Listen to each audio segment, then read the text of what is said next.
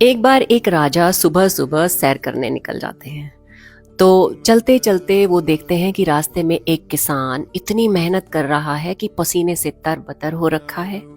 तो वो उसके पास पहुंच जाते हैं और कहते हैं कि भाई, तू इतनी मेहनत करता है, ये तो बता दिन भर में कमा कितना लेता है।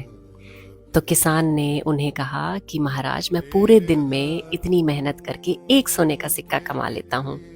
तो राजा को क्यूरियोसिटी हुई, तो उन्होंने कहा, तो तू एक सिक्के का करता क्या है?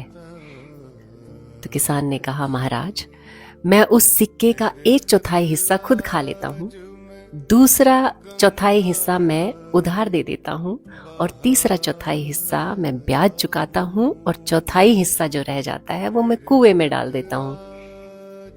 राजा को कुछ समझ में नहीं आया। वो और उत्सुक हुए और उन्होंने कहा, देखो, पहेलियां तो बुझाओ मत, जो बात है वो मुझे साफ साफ समझाओ। किसान हंसने लगा और बोला, महाराज, जो पहला चौथाई हिस्सा है उससे मैं अपना और अपनी पत्नी का पेट भरता हूँ, और जो दूसरा चौथाई हिस्सा है उससे मैं अपने बच्चों का पेट भरता हूँ, यानी कि मैं उन्हें उधार देता हूँ क्योंकि वो बुढ़ापे में हमें पालते हैं।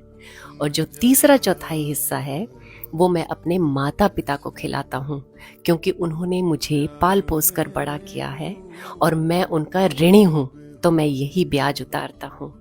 और जो चौथा हिस्सा है वो मैं कुएं में डाल देता हूँ, यानी कि मैं दान पुण्य करता हूँ ताकि मेरा जो परलोक है वो सुधर जाए। राजा उसकी बातें सुनकर उसका मुंह देखते रह गए कि एक किसान ने मुझे जीवन का इतना बड़ा गणित सिखाया। तो ये हम लोगों के लिए भी सीखने वाली बात है जो एक छोटे से किसान ने हमें इस तरह से सिखाई।